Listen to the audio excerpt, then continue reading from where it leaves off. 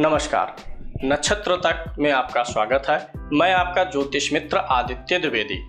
जन्म कुंडली से संबंधित परामर्श के लिए, कुंडली मिलान के लिए, किसी भी प्रकार के मुहूर्त आदि की जानकारी के लिए या जीवन में चल रही समस्याओं के समाधान के लिए, खराब ग्रह दशाओं के उपाय के लिए, रत्न और रुद्राक्ष आदि की जानकारी के लिए आप हमसे संपर्क कर सकते हैं।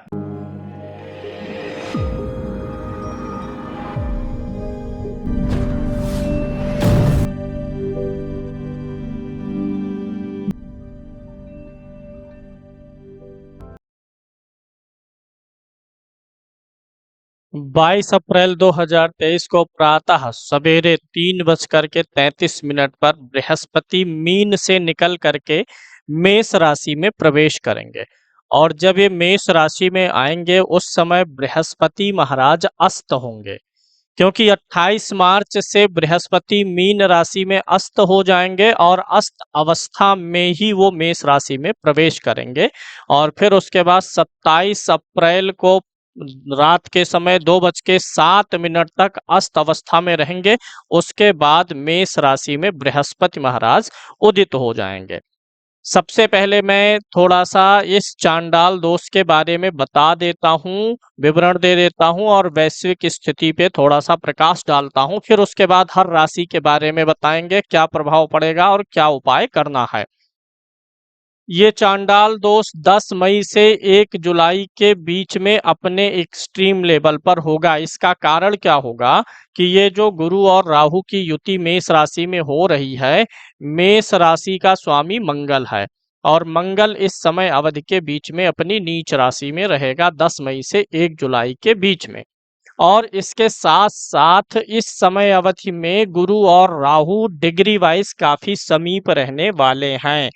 इसमें भी सबसे महत्वपूर्ण चीज यह है कि 26 मई के आसपास, 26 मई से 30 मई तक ये बृहस्पति और राहु दोनों एक साथ एक अंश पर आ जाएंगे। दोनों की युति मेष राशि में 8 अंश पर हो जाएगी, यानी सबसे ज्यादा इसका प्रभाव 26 से 30 मई के बीच में रहने वाला है और उस समय अवधि में मंगल महाराज नीच के रहेंगे। यह चांडाल दोष अश्विनी नक्षत्र में बन रहा है। अश्विनी नक्षत्र का स्वामी कौन सा ग्रह होता है? केतु होता है। तो आपकी कुंडली में अगर केतु खराब बैठा हुआ है तो इस चांडाल दोष का प्रभाव आपके ऊपर ज्यादा पड़ने वाला है, क्योंकि नक्षत्र इन दोनों ग्रहों को कंट्रोल करेगा और नक्षत्र का स्वामी कौन है? केतु।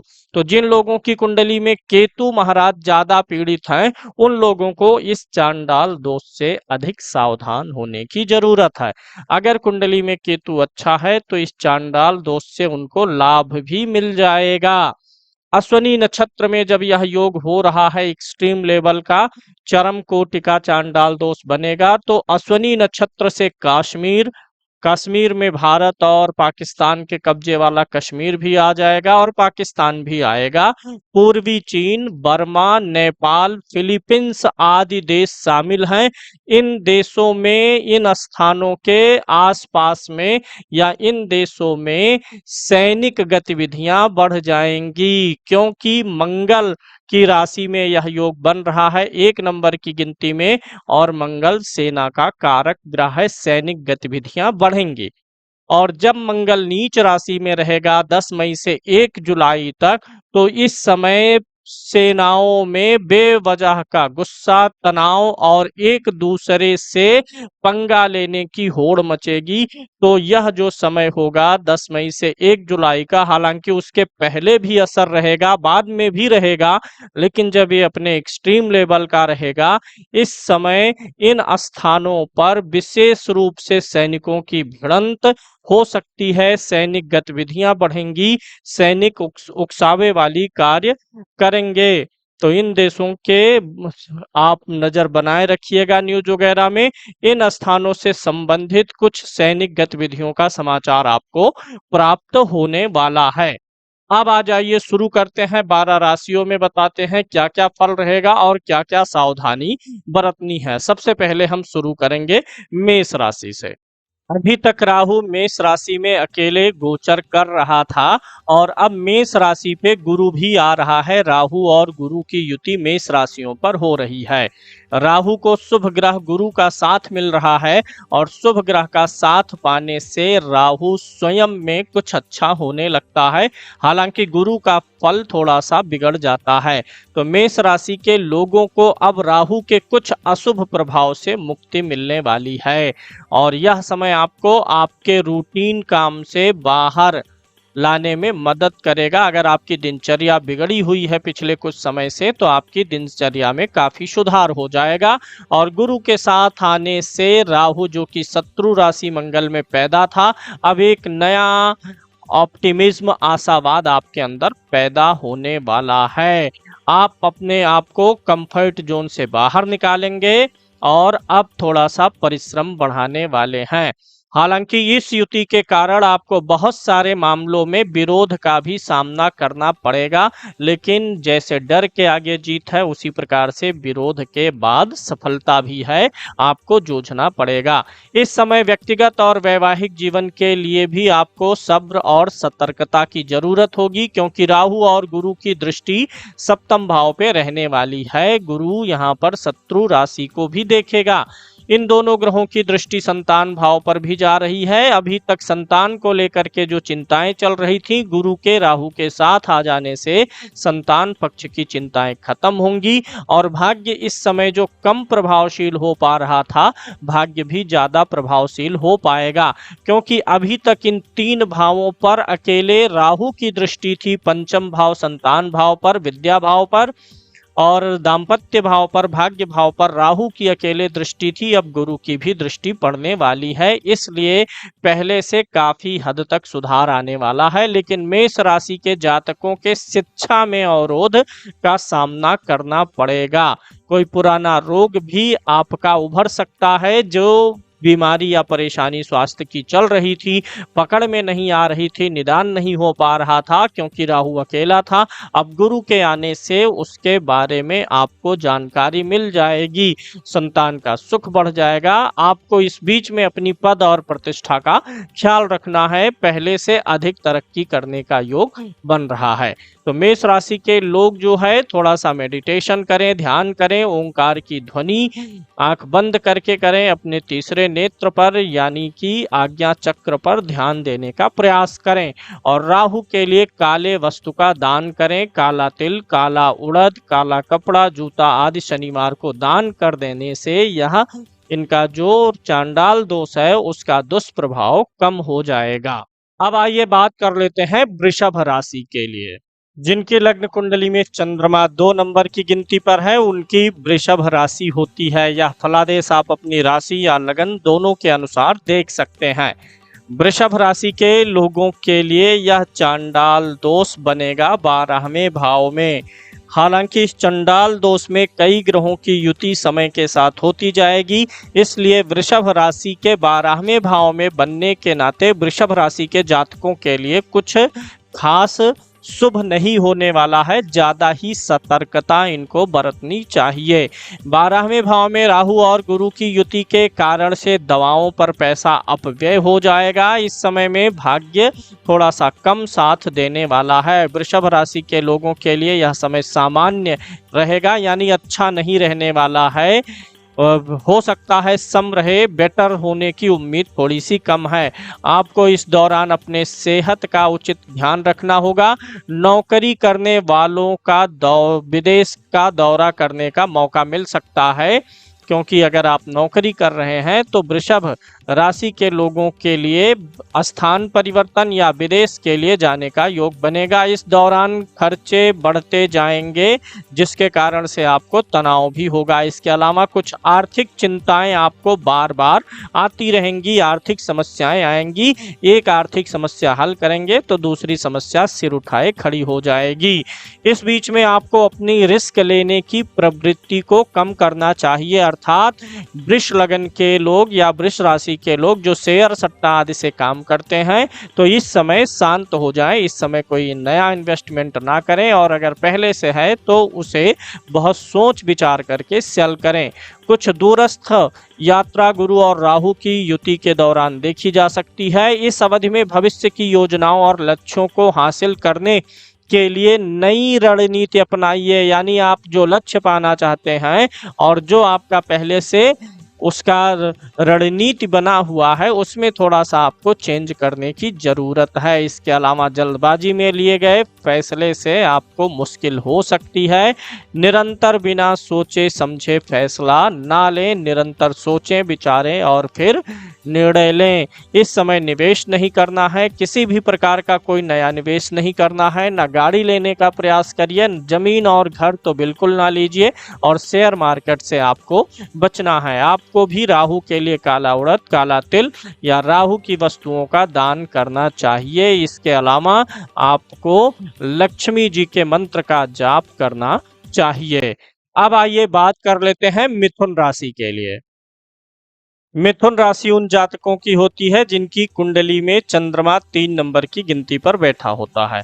मिथुन राशि से लाभ भाव में राहु और गुरु का योग बन रहा है। कोई भी दुर्योग बने, अगर वह जन्म कुंडली के लाभ भाव में बनता है, एकादश भाव में बनता है, तो अन्य भावों की अपेक्षा कम अशुभ फल प्रदान करता है। तो मिथुन राशि में बनने के मिथुन राशि के जातकों के लिए एकादश भाव में यह योग बनने के कारण इस राशि के लोगों के लिए काफ़ी हद तक अनुकूलता रहने वाली है। अगर कोई इच्छा बड़े दिन से आपकी पूरी नहीं हो रही है, मनोकामना और अभिलाषा रुकी हुई है, तो उसकी पूर्ति हो सकती है। इस बात के संकेत मिल रहे हैं। आप मनोरंजक यात्राएं कर सकते हैं। स्वास्थ्य की दृष्टि से समय आपके लिए ज़्यादा मुश्किल रहने वाला नहीं है। लाभ भाव में बना हुआ है, तो मिथुन राशि के लिए ज़्यादा मुश्किल समय नहीं रहेगा स्वास्थ्य के लिए। इस दौरान आपकी किसी ऐसे व्यक्ति से मुलाकात हो सकती है जो आपके लिए फायदेमंद साबित हो। इस दौरान आप कुछ धार्मिक भी हो जाएंगे। धार्मिक यात्राओं पर भी आपका पैसा खर्चा हो सकता है। आर्थिक दृष्टिकोण से समय अच्छा रहने वाला है। मिथुन राशि के लोगों के लिए कुछ ज़्यादा विशेष परेशानियां नहीं है, बल्कि कुछ अच्छाइयां ही दिख रही हैं। पार्टनरशिप के बेहतर अवसर आएंगे। सिर्फ आपको ये काम कर लेना है, अपनी वाणी में मिठास बढ़ा लेना चाहिए। मिथुन राशि के लोगों के लिए भी अगर वो करना चाहें, समस्याएं आए, तो राहु की वस्तुओं का दान कर सकते हैं और विष्णु सहस्त्र नाम का पाठ करें या भगवान जगदीश की आरती स्तोत्र का पाठ करना इनके लिए फायदेमंद रहने वाला है। अब आइए बात कर लेते हैं कर्क राशि के लिए। कर्क राशि के जातकों के लिए राहु और गुरु का योग 10वें भाव में बन रहा है, यानी उनके कार्य क्षेत्र पर बन रहा है। और 10 मई से 1 जुलाई तक कर्म भाव का स्वामी मंगल भी नीच का रहेगा। इसलिए ऐसे लोगों को अपने कार्य क्षेत्र पर विशेष ध्यान देना है। कुछ गुप्त शत्रु आपको पीड़ित करेंगे। कोई ना कोई आपके कार्य काज में कुछ ऐसा करने की संभावना व्यक्त करता है यह ग्रह योग कि कोई ना कोई आपके किसी बने बनाए काम को बिगाड़ दे, जिसके कारण से ऑफिस में या बॉस के सामने आपको शर्मिंदित होना पड़े। अपने सामानों की सुरक्षा करिएगा। कोई इधर उधर कर सकता है सामानों को, या चोरी आदि कर सकता है। इस दौरान सामान्य से थोड़ी सी युति अच्छी फल भी देगी बीच में आपको, लेकिन 10 मई से 1 जुलाई तक आपको विशेष रूप से ध्यान रखना है। यह समय आपके लिए अच्छा नहीं रहेगा। 10 मई से 1 जुलाई के बाद कार्य से संबंधित कार्य क्षेत्र पर अच्छी संभावनाएं बन जाएंगी। किसी भी चीज़ को देखने का आपका दृष्टिकोण व्यापक हो जाएगा इस समय अवधि के बाद, 1 जुलाई के बाद। यदि आप जॉब करते हैं तो आपको नई जिम्मेदारी भी मिल जाएगी, लेकिन इस समय में आपको सतर्क रहना है, जिसका आगे आपको फायदा भी होगा। सम्मान और सफलता आपकी ओर आकर्षित होंगे। हालांकि आपको अभी जल्दबाजी में कोई फैसला नहीं लेना है। सबसे मेन चीज आपके लिए यही है। नई रणनीति बना करके पूरे जोश के साथ आगे बढ़ें तो कामयाबी मिलेगी, क्योंकि मंगल के नीच राशि में जाने से काम के प्रति आपका जोश ठंडा पड़ेगा। स्वास्थ्य का विशेष ख्याल रखना है और शत्रुओं से आपको बच के चलना है। पैर के जोड़ों में तकलीफ आ सकती है और थोड़ा बहुत आपको श्वास और श्वास नली से संबंधित तकलीफें आ सकती हैं। भगवान शिव का जलाभिषेक करें। भगवान शिव का संकीर्तन करना आपके लिए काफी अच्छा रहने वाला है। अब आइए बात कर लेते हैं सिंह राशि के लिए।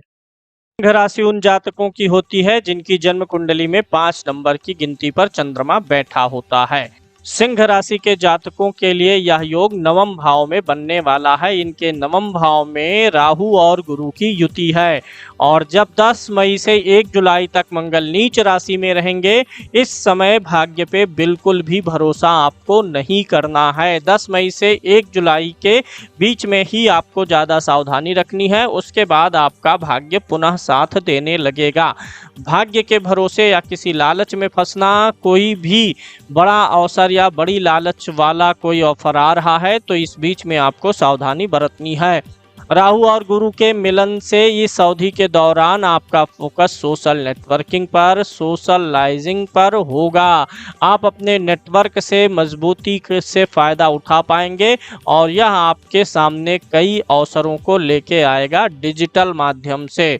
इस समय के दौरान आप लाभ को आकर्षित करने में सक्षम रहेंगे। आप अपनी त्वरित प्रतिक्रिया के कारण, तेज समझ के कारण और अद्भुत एनालिसिस करने की क्षमता के कारण से दूसरों को प्रभावित कर पाएंगे। जो लाभ आपको आ रहे हैं उसमें से आप अपने आसपास के लोगों को भी फायदा पहुंचाएंगे, यानी आप सिर्फ अपने लिए ही नहीं, अपने लोगों को भी फायदा देने में सक्षम रहेंगे। इस समय में आपको भविष्य के लिए योजनाएं बनानी चाहिए और आपको प्रतिदिन भगवान सूर्य को अर्घ्य देना और आदित्य हृदय स्तोत्र का पाठ करना अच्छा रहेगा। इस दौरान आपको धन लाभ भी होगा और कुछ धार्मिक कार्य भी करेंगे, भले ही अनमने ढंग से करें, कुछ धार्मिक कार्य भी करने वाले हैं। लेकिन 10 मई से 1 जुलाई के बीच में आपको यह दोष कुछ ज़्यादा ही प्रभावित करेगा। उस समय अवधि के दौरान कुछ नुकसान, विवाद हो सकते हैं। पारिवारिक विवाद से, भाइयों के विवाद से आपको बचने की जरूरत रहेगी। आइए अब बात कर लेते हैं कन्या राशि के लोगों की। कन्या राशि उन जातकों की होती है जिनकी लग्न कुंडली में 6 नंबर की गिनती पर चंद्रमा विराजमान है। कन्या राशि के लिए यह योग बनेगा अष्टम भाव में, यानी सबसे बुरे भाव में कन्या राशि के लिए यह योग जा रहा है। इस समय में आपको कुछ ज़्यादा ही सावधानी रखनी पड़ेगी। इसका सीधा असर आपके ऊपर आएगा। इस योग का, चांडाल दोष का, आप कुछ हद तक आलसी और सुस्त महसूस करेंगे। इसका कारण होगा आपकी सेहत आपकी इस समय डामाडोल स्थिति में रहेगी। पेट गैस की समस्याएं आपको हो सकती हैं। कुछ दांत, खात, खजुली, स्किन प्रॉब्लम भी हो सकते हैं।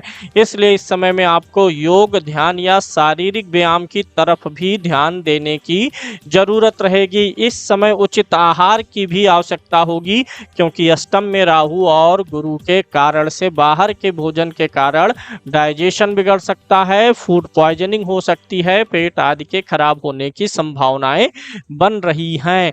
यह समय राहु चूंकि अष्टम भाव में होकर उत्तेजित करता है, किसी न किसी निवेश में आपको उत्तेजित करने का यह प्रयास करेगा जो आपको बाद में नुकसान दे जाए। इसलिए अपनी भावनाओं पर और अपने आवेग पर नियंत्रण रखना है। सामान्य रूप से नौकरी करने वाले लोगों को कोई नई जिम्मेदारी दी जा सकती है जिसका उनके ऊपर बोझ आएगा काम का, और अनमने ढंग से उनको वह जिम्मेदारी लेनी भी पड़ सकती है। बिजनेस में भी समय कठिन आपका हो सकता है। चीटिंग, धोखेबाजी और फ्रॉड आदि से, झूठे आक्षेप, आरोपों से आपको बचना है। इस समय अवधि में आध्यात्मिक लक्ष्यों को पूरा करना चाहिए और भगवान विष्णु के लिए आपको पूजा पाठ, उपासना आदि करना चाहिए। विश्वासघात होने की संभावना बहुत प्रबल है। संयम और धैर्य रखना है। किसी दूसरे के मामले में बेवजह अपनी टांग नहीं अड़ाना है, नहीं तो आपके लिए दूसरे की परेशानी आप अपने ऊपर ले लेंगे। राहु की वस्तुओं का दान भी करिएगा और साथ ही साथ गुरु की भी वस्तु का दान करिएगा। अब आइए बात कर लेते हैं तुला राशि के लिए। तुला राशि उन जातकों की होती है जिनकी जन्म कुंडली में 7 नंबर की गिनती पर चंद्रमा होता है। तुला राशि के जातकों के लिए यह योग सप्तम भाव में बनेगा। सप्तम भाव में राहु और गुरु की युति होगी और साथ ही 10 मई से 1 जुलाई तक सप्तम भाव का स्वामी मंगल नीच राशि में रहेगा। जिन लोगों का दाम्पत्य जीवन में विवाद चल रहा है उनके विवाद और भी बढ़ जाएंगे। साथ ही साथ जीवन साथी से संबंधित सेहत की परेशानियां भी आ सकती हैं। इसके इतर गुरु और राहु की यह युति तुला राशि के लिए थोड़ी राहत भरी भी हो सकती है अपने स्वयं के लिए। हालांकि आपको इस दौरान संवेदनशील साथी की तलाश हो सकती है, यानी आप साथी की भी तलाश कर सकते हैं और साथी आपके पास है तो उसको लेके चिंताएं भी आ सकती हैं। अपनी भावनाओं को आप अपने जीवन साथी से साझा तो करेंगे, लेकिन जीवन साथी आपकी भावनाओं को समझ नहीं पाएगा। मौजूदा संबंधों में दूरियां बढ़ सकती हैं और नए संबंध आपके फायदे में नहीं होंगे। तो इसलिए नए प्रेम प्रसंग या अपने जीवन साथी, अपने प्रेमी प्रेमिकाओं के लिए आपस में कंफ्यूजन वाला टाइम रहेगा। एक दूसरे की बातों का गलत अर्थ निकाल सकते हैं। मतभेद इस दौरान रहेंगे रिश्तों में। इस अवधि में आपको सफल होने के लिए सख्त अनुशासन की जरूरत होगी। काम में किसी भी प्रकार से ढीलापन ना लाएं। भगवान शिव का प्रतिदिन दर्शन और अभिषेक आपको करना है। इस राशि के लिए निवास स्थान में थोड़े समय के लिए परिवर्तन और यात्रा का भी योग बनने वाला है। तुला राशि के लोग थोड़ा सा अपने पर्सनल लाइफ पर ध्यान देंगे। शेष इन लोगों को कुछ अच्छा भी मिल जाने की उम्मीद है। अब आइए बात कर लेते हैं वृश्चिक राशि के लोगों की। वृश्चिक राशि उन जातकों की होती है जिनकी लग्न कुंडली में 8 नंबर की गिनती पर चंद्रमा बैठा होता है। ऐसे जातकों के लिए यह योग गुरु और राहु का योग छठे भाव में बन रहा है, खष्टम भाव में बन रहा है। तो सबसे पहले तो आपको जो रिजल्ट प्राप्त होने वाला है, धन की प्राप्ति होगी और कुछ मांगलिक कार्यों में धन व्यय भी होगा। साथ ही साथ कोई गरीब या कोई ऐसा व्यक्ति जो अपंग हो, असहाय हो, ऐसा व्यक्ति आपके पास इस समय अवधि में जरूर आएगा आपसे मांगने के लिए। यानी कोई अगर भिक्षुक आपके पास आता है, कोई साधु संत वेशधारी भी आपके पास आता है, तो आप उसे अवश्य ही कुछ धन, वस्त्र वगैरह दे करके मदद अवश्य करें, क्योंकि इस बात की संभावना इस समय अवधि में अधिक रहने वाली है। 10 मई से 1 जुलाई तक आपके विरोधी आप पर हावी रहेंगे, उसके बाद आप अपने विरोधियों पर हावी हो जाएंगे। राहु और गुरु की युति आपको कुछ सीमा तक फायदा देगी। वे योजनाएं जिन पर आप काफी समय से काम कर रहे थे, अब उनमें आपको सफलताएं मिल जाएंगी। हालांकि आपको लक्ष्य ओरिएंटेड होना होगा। आप समाज में लोकप्रिय भी रहेंगे। व्यापार और व्यवसाय से संबंधित मामलों में लोग आपसे बहुत कुछ उम्मीद करेंगे। नौकरी में नई जिम्मेदारी के लिए आपको तैयार रहना होगा। कुछ नकारात्मक सोच आपके स्वास्थ्य पर बुरा असर भी डाल सकती है। आपको बोरिंग योजनाओं पर ज्यादा ध्यान नहीं देना चाहिए। यह समय खुशी और ऊर्जा को फिर से प्राप्त करने का होगा। 10 मई से 1 जुलाई के बीच आपको सावधानी रखनी है। इस समय अवधि में आपके पेट में कुछ दर्द भी रहने वाला है। आपको प्रतिदिन हनुमान चालीसा का पाठ करना है और कुछ नए अवसर आपके धन की वृद्धि के लिए आ रहे हैं और कुछ लोग आपके पास में पैसा उधार मांगने के लिए भी आने वाले हैं। तो इस बात से सावधान रखिएगा, पैसे के मामले में सतर्कता बरतनी है। आइए अब बात कर लेते हैं धनु राशि के लिए। धनु राशि उन जातकों की होती है जिनकी लग्न कुंडली में 9 नंबर की गिनती पर चंद्रमा बैठा होता है। धनु राशि के लिए समय थोड़ा सा अनुकूल रह सकता है। यह योग धनु राशि की कुंडली के पंचम भाव में बनने वाला है, राहु और गुरु की युति। तो धनु राशि के जातक जो उच्च शिक्षा के लिए प्रयास कर रहे थे, अब उनके थोड़ा सा उच्च शिक्षा में बाधाएं आएंगी और संतान को लेकर के थोड़ी सी चिंता उत्पन्न होगी, खासकर 10 मई से 1 जुलाई के बीच में। उसके बाद इस विषय से संबंधित मामलों में आपको सफलताएं भी मिल जाएंगी। रिश्तों में काफी मजबूती इस समय आएगी। यह गोचर आपके लिए प्रेम के मामलों में सफलता दे सकता है, क्योंकि पंचम का राहु गुरु के साथ प्रेम के मामले में सफलता देगा। लेकिन जिस समय मंगल नीच का रहेगा, उस समय आपको अपने प्रेम प्रसंगों में थोड़ी सी सावधानी भी रखनी है। यह गोचर आपको अच्छे समझौते और बेहतर समझ विकसित करने का भी अवसर ले आएगा। इस समय में आप कपल्स लोग जो हैं वो थोड़ा अच्छे समझौते यानी आपस में अंडरस्टैंडिंग बेहतर कर पाएंगे।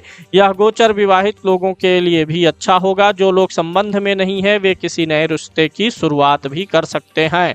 वे जो विवाह करने की योजना बना रहे हैं उन्हें कुछ खास रिश्ते मिलने वाले हैं। इस अवधि के दौरान अपने आर्थिक निर्णय काफ़ी सोच विचार करके करें, क्योंकि ग्रह अनुकूल है तो और अगर आप बुद्धि विवेक का प्रयोग करेंगे तो काफ़ी अच्छा आर्थिक प्रबंधन कर सकते हैं। काफ़ी लंबे समय से जिन प्रोजेक्ट्स पर आप काम कर रहे थे उनमें आपकी बुद्धि अब ज़्यादा काम करने वाली है। पढ़ाई के लिए समय अच्छा रहेगा, आत्मविश्वास भी बढ़ेगा और साथ ही साथ घर में थोड़े समय के लिए पारिवारिक माहौल मतभेद वाला रहने वाला है। राहु के वस्तुओं का दान आपको भी करना है। धनु लगन है, बृहस्पति महाराज की पूजा उपासना करें, बृहस्पति महाराज की आरती और स्तोत्र का पाठ करें, भगवान विष्णु के मंदिर दर्शन करने के लिए जाएं। अब बात कर लेते हैं मकर राशि की। मकर राशि उन जातकों की होती है जिनके दसम भाव में 10 नंबर की गिनती पर, कुंडली में दसम भाव में नहीं बल्कि 10 नंबर की गिनती पर चंद्रमा लिखा होता है। मकर राशि के जातकों के चतुर्थ भाव में राहु और गुरु का संयोग बन रहा है। राहु और गुरु की युति हो रही है। इस समय में आप पारिवारिक मामलों में या परिवार के लोगों के प्रति थोड़े से आक्रामक हो सकते हैं। जल्दबाजी से आपका व्यक्तित्व भर सकता है, जिसमें एक साथ कई समस्याएं आपके जीवन में आ सकती हैं। पारिवारिक जीवन में विशेष रूप से आपको ध्यान देने की जरूरत है। अपने प्रिय के साथ आपके कुछ विवाद भी आ सकती है। अपने प्रियजनों के साथ विवाद करने से बचें। आप अपने काम को नियमित समय से पहले पूरा करने के लिए थोड़ा सा मेहनत लगाएंगे तभी पूरा होगा। थकाने वाली कार्यों की एक लंबी सूची आपके पास हो सकती है, जिसे देखकर आप तनाव में आ सकते हैं। स्वास्थ्य के मामले में यह समय आपको आराम करने की सलाह दे रहा है। बहुत ज़्यादा मेंटल स्ट्रेस लेकर के काम नहीं करना है। कुछ अनचाहे विचार इस गोचर के अंतिम दिनों में आपको परेशान कर सकते हैं। सितंबर अक्टूबर के महीने में हनुमान जी की आराधना करना आपके लिए काफ़ी लाभदायक रहेगा और साथ ही साथ परिवार के लोगों का, परिवार का माहौल आपको विशेष रूप से सुधार के रखना है। परिवार के लोगों के ऊपर दवाओं पर भी पैसा खर्चा होने वाला है। कुछ यात्राएं होंगी जो आपके लिए अच्छी रहेंगी। प्रॉपर्टी खरीदने के लिए भी योग बनेंगे, लेकिन अभी प्रॉपर्टी खरीदने से आपको बचने का प्रयास करना चाहिए। अब बात कर लेते हैं कुंभ राशि वाले जातकों की। कुंभ राशि उन जातकों की होती है जिनके लग्न कुंडली में 11 नंबर की गिनती पर चंद्रमा बैठा होता है। तीसरे भाव में राहु और गुरु की युति होगी और मंगल जिस समय नीच का होगा 10 मई से 1 जुलाई तक, उस समय अवधि में आपको कुछ संक्रमण का खतरा रहेगा। कोरोना आदि से बचने का प्रयास करिएगा। इस समय तीसरे भाव में यह योग बन रहा है। आपको श्वास और गले से संबंधित परेशानी आएगी और गलत तरीके से पराक्रम दिखाने का प्रयास ना करिएगा। ना ही किसी से ज़्यादा ऊंची आवाज़ में बात करिएगा, ना ही ज़्यादा आवेग में बात करिएगा। दूसरों के मामले में टांग अड़ाने से आपको बिल्कुल भी बचना है। राहु और गुरु के मिलन से आप अधिक काम कर पाएंगे। तीसरे भाव में अगर आप सही दिशा में अपने तीसरे भाव यानी अपने परिश्रम और धैर्य को लगाएंगे तो काफ़ी अच्छा आपके लिए रहेगा। आप अपनी बुद्धि और मेहनत से अपने व्यापार में बेहतर काम कर सकते हैं, व्यापार को ऊंचा ले जा सकते हैं। इस समय लंबे समय से कोई उधार दिया गया पैसा आपको मिल सकता है। इस चीज़ का योग बन रहा है क्योंकि गुरु की दृष्टि आपके लाभ भाव पर स्वराशि पे जा रही है। अगर पैसा फंसा हुआ है तो मिलने का योग बनेगा। आप अपने जीवन के सभी क्षेत्रों में कड़ी मेहनत करके अपनी सीमाओं को, अपनी क्षमताओं को बढ़ाने की कोशिश करें। लेकिन ऊर्जा का स्तर भी बनाए रखना है। अच्छी नींद लेना आपके लिए आवश्यक रहेगा। इन दोनों की ग्रहों की युति से बैंक बैलेंस कुछ हद तक बढ़ सकता है। आर्थिक मामलों में आपको कुछ लाभ भी मिलेगा। भाग्य आपका साथ देगा, धन लाभ होगा। सिर्फ आपको स्वास्थ्य का थोड़ा सा ख्याल रखना है और अत्यधिक पराक्रम दिखाने से बचना है। अब आइए बात कर लेते हैं मीन राशि वाले जातकों की। मीन राशि उन जातकों की होती है जिनकी लग्न कुंडली में 12 नंबर की गिनती पर चंद्रमा बैठा होता है। दूसरे भाव में राहु और गुरु की युति हो रही है। दूसरा भाव धन से संबंधित होता है और परिवार कुटुंब से संबंधित होता है। धन और परिवार से संबंधित कुछ परेशानियां आएंगी। विशेष रूप से 10 मई से 1 जुलाई के बीच में आपको सावधानी बरतनी है। आर्थिक परेशानियां आ सकती हैं। कोई झूठा व्यक्ति आपके पास आ सकता है और झूठ के जाल में फंसा करके आपके धन पर वह निगाह रख सकता है। इस चीज का आपको ख्याल रखना है। आर्थिक मामलों में थोड़ा ज्यादा सावधानी बरतनी है। परिवार के लोगों का भी ख्याल रखना है। उनके स्वास्थ्य से संबंधित या उनसे विवाद हो सकता है।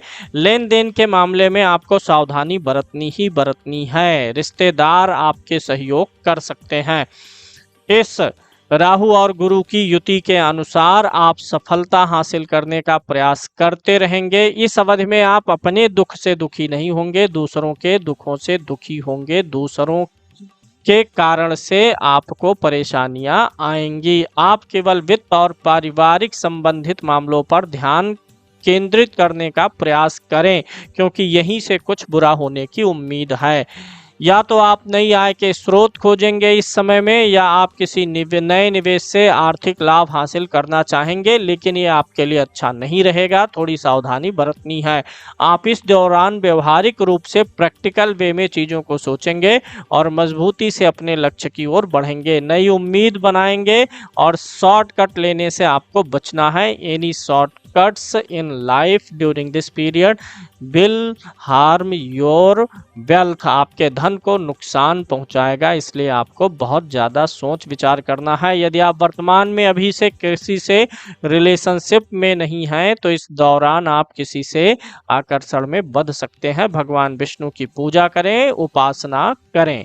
सभी राशियों के लिए एक उपाय है, कॉमन है। राहु के वस्तु का दान आपको अवश्य ही करना चाहिए। अच्छे लाभ आप सभी को मिल जाएंगे। मीन राशि के जातकों के कामकाज में भी कुछ रुकावट और परेशानियां आएंगी धन की समस्या के कारण, इसलिए आर्थिक प्रबंधन बहुत ही सोच विचार के और अच्छे ढंग से करने की जरूरत दिखाई दे रही है।